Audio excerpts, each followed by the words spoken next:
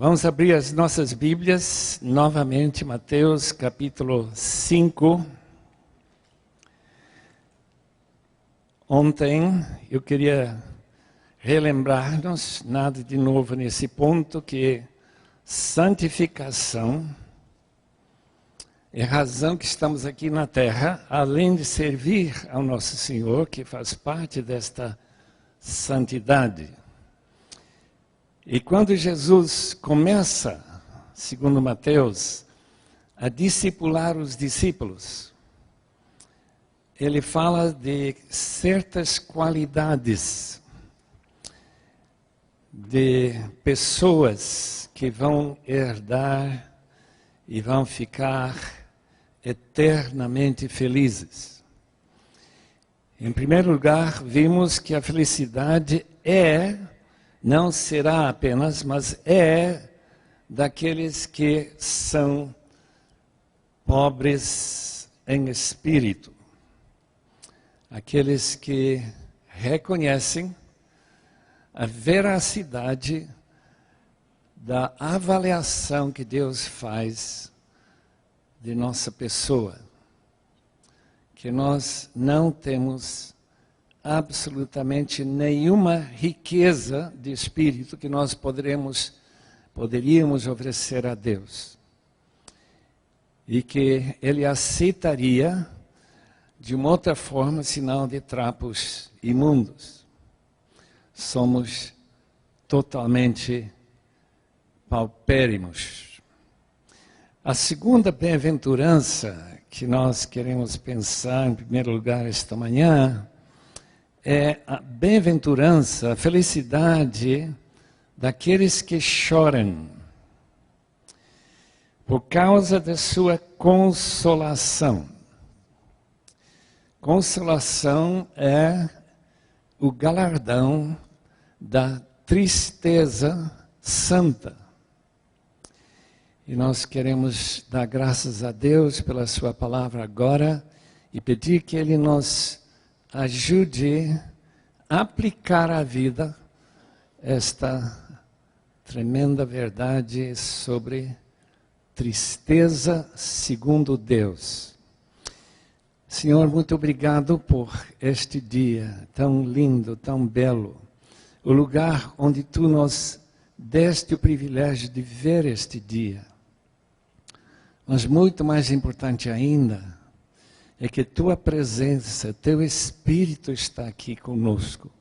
O próprio Jesus está aqui no nosso meio por intermédio do Espírito. Rogamos, Senhor, que Ele possa falar conosco nesta manhã. Que eu possa ser porta-voz do próprio Espírito, com a palavra viva e eficaz e penetrante. Aquilo que nos prepara, Senhor, para ouvir esses argumentos, essas discussões tão profundas e complicadas que o diabo levanta e que Deus tem respondido de uma maneira tão brilhante. Muito obrigado, Senhor, por mais este dia. Em nome do Senhor Jesus. Amém. Em primeiro lugar, eu gostaria de dizer algo sobre o que significa o motivo de chorar. Eu creio que hoje em dia nós não temos assim muita prática ou muita experiência de ver pessoas que foram tocados tão profundamente pela palavra, em relação à sua pecaminosidade, que nós não temos visto lágrimas correndo quando pessoas aceitam o Evangelho. Há uma falta de aquela experiência que ocorreu lá no dia de Pentecoste, quando Pedro, pregando sobre a culpabilidade dos seus ouvintes, e o fato que Deus tinha planejado isso de maneira que, ainda que Deus, antes da fundação do mundo, já tinha planejado a morte de Cristo, que mesmo assim eles eram tão culpados como se Deus não tivesse nada com isso. É parte daquela tensão que falamos ontem, de como a interação entre Deus e nossas decisões são complicadas. O que provoca tristeza é separação, principalmente separação.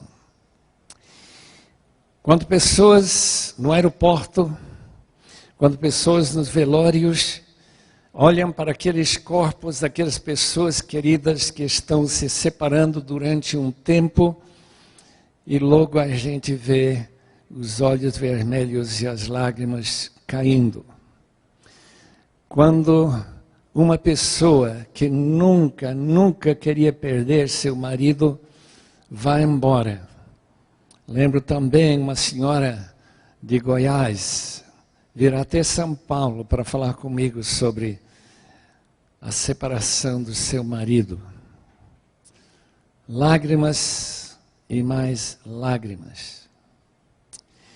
Mas o que deveria produzir, mas é muito raro, é como o pecado nos separa de Deus.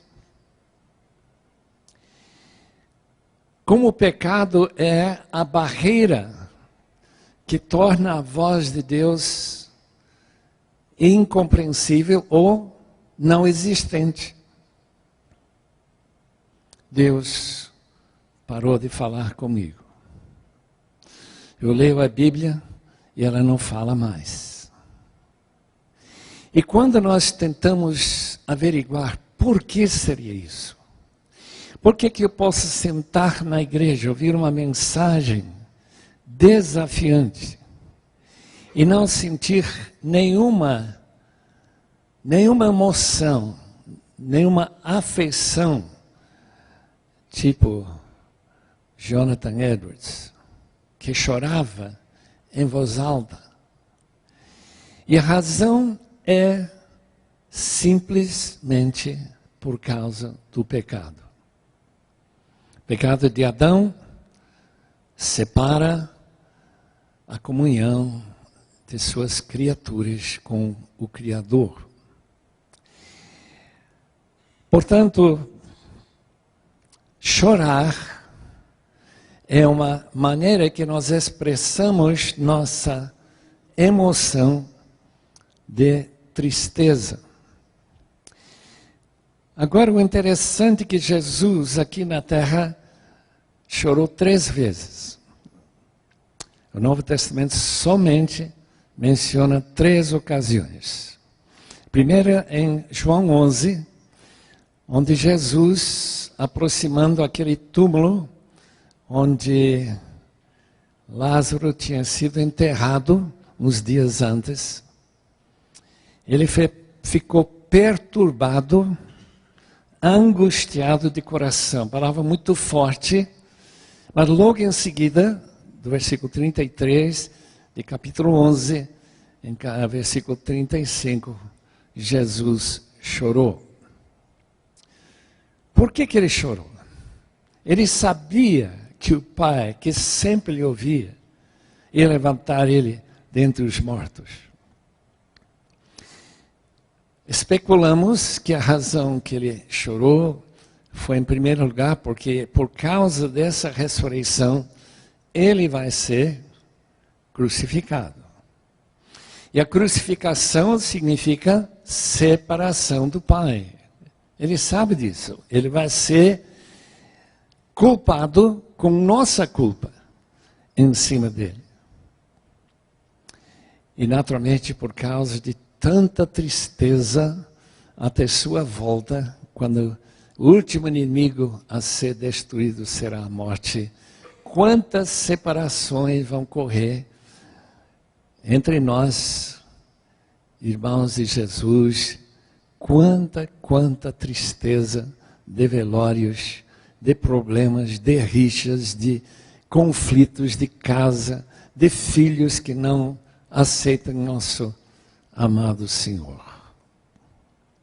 A segunda vez que Jesus chora, ele chora descendo ao pé daquele monte das oliveiras, olhando para a cidade de Jerusalém e vendo na sua mente, profeticamente, apenas uma geração na frente, os romanos com uma crueldade acima do normal, destruindo a população daquela cidade rebelde, e Jesus chorou.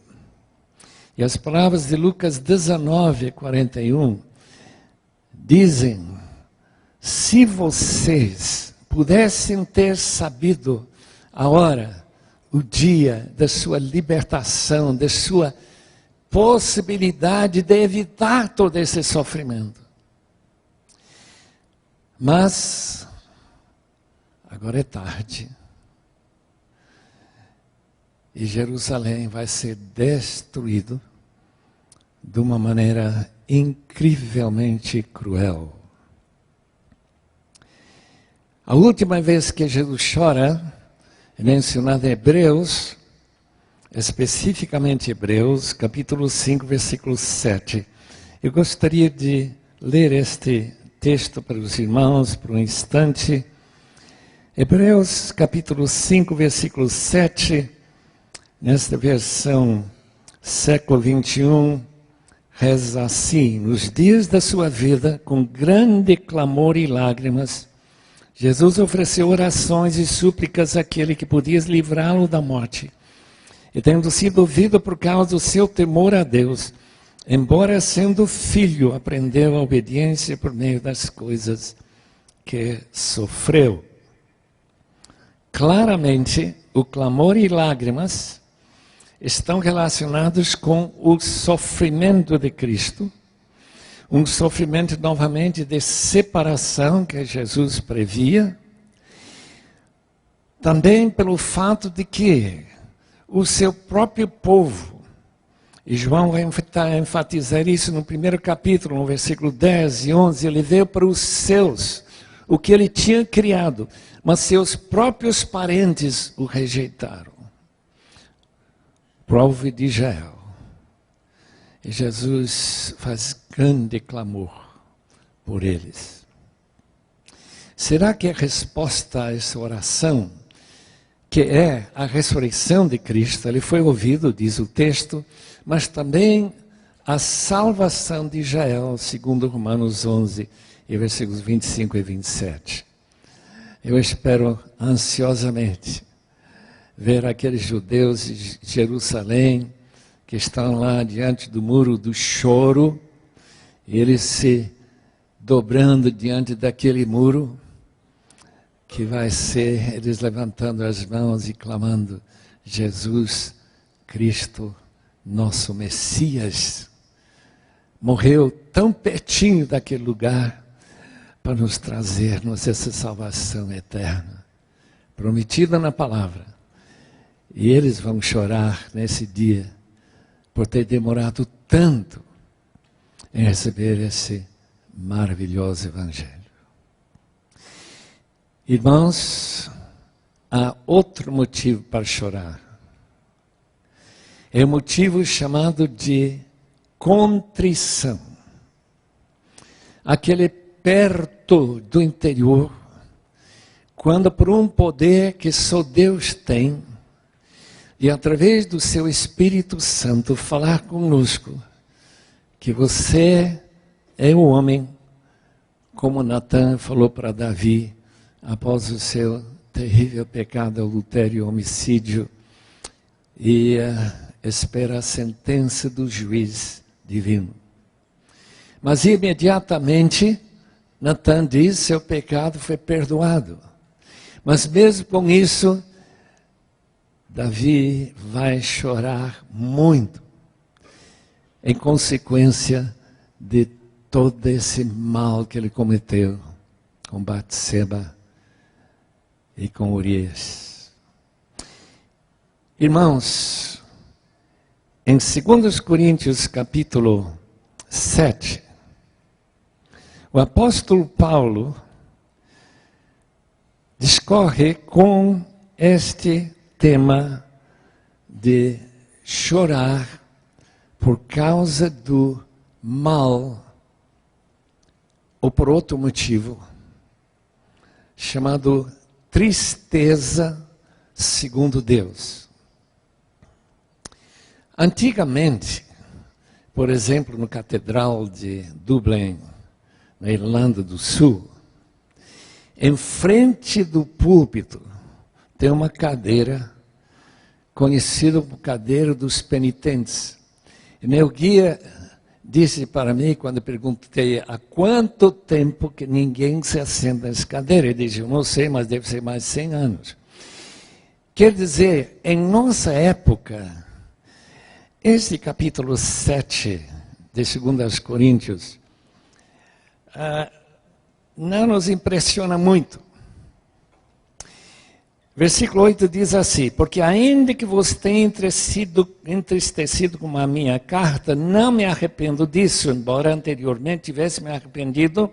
Paulo fala de suas próprias lágrimas ao escrever essa carta, em 2 Coríntios 2:4. Embora anteriormente tivesse me arrependido, pois percebo que aquela carta vos entristeceu, ainda que por pouco tempo. Agora me alegro, não porque fosses entristecidos, mas porque fosses entristecidos visando arrependimento. Pois fosses entristecidos segundo a vontade de Deus, para que não sofresseis dano algum por nossa causa. Pois a tristeza segundo a vontade de Deus produz o arrependimento que conduz à salvação, o qual não traz remorso, mas a tristeza do mundo traz a morte, suicídio. Essa palavra arrependimento, contrição, sofrimento de ser compungido, traspassado por uma espada divina, a espada do Espírito. Se ela só faz uma ferida leve, o arrependimento é superficial. E quando eu escuto ou leio sobre tantos cristãos evangélicos desviados da fé, eu tenho uma explicação que a razão é que o arrependimento deles foi leviano, foi apenas superficial. Eu sei que os irmãos estão aqui, talvez nem lembrem a última vez que os irmãos choraram, não por alguma dor de separação de um ente querido, choraram não por causa de uma falha séria na companhia, em que você foi culpada, mas chorou por causa de uma dor interna provocado por aquilo que Paulo chama tristeza segundo Deus. Faltando esta tristeza, faltando o que se chama contrição, o coração quebrantado, Salmo 51, 17, se isso falta, o resultado é uma troca de religião, uma chegada a Cristo para benefícios que Ele pode dar, especialmente o benefício do céu, tem uma espécie de garantia, que agora eu tenho a minha passagem, mas nunca porque a gente está fugindo do seu pecado. Portanto, a ideia de consolação desse texto me impressiona muito pelo fato de que pessoas que não odeiam o pecado dificilmente vão se arrepender profundamente. Richard Owen Roberts escreveu este livro, que está lá também na livraria. Arrependimento, a primeira palavra do Evangelho. Mas não é somente a primeira palavra.